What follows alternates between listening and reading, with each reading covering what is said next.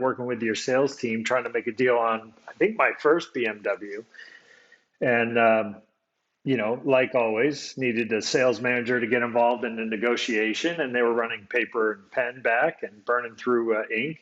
And salesperson came over very politely and said, Larry, would you mind coming back maybe tomorrow? Our sales manager had to step out. I said, I'm in the middle of a negotiation here. You're going to throw me off my game. I said, who's your sales manager? I said, Jeff Stearns. I said, okay, I don't know him. Where'd he step out to? She goes, hold on, I'll be right back.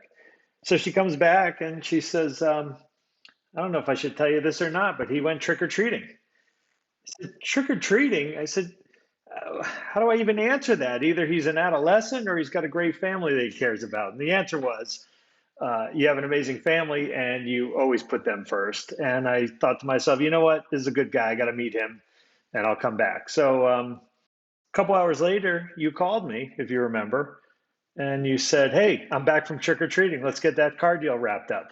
And I think the history speaks for itself, but I appreciated you very much for who you were as the father and the husband and the parent. And I thought, you know what, this is a good guy to do business with. So, well, thanks for the compliment. So for the civilian not in the car business, we live pretty much, well, I was going to say 12, but it's really 11 last day of the month. And then the last week of the year is really the Super Bowl. So getting out at 10, 11, 12, 1 a.m. on the last day of the month is not uncommon. Certainly wasn't for me.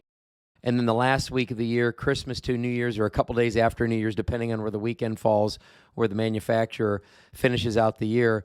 I'd never gotten home, Larry, I'd never gotten home in my life before 11 o'clock at night the last week of the year ever. So leaving the last day of the month was very, very unorthodox. And of course, Halloween is the last day of the month.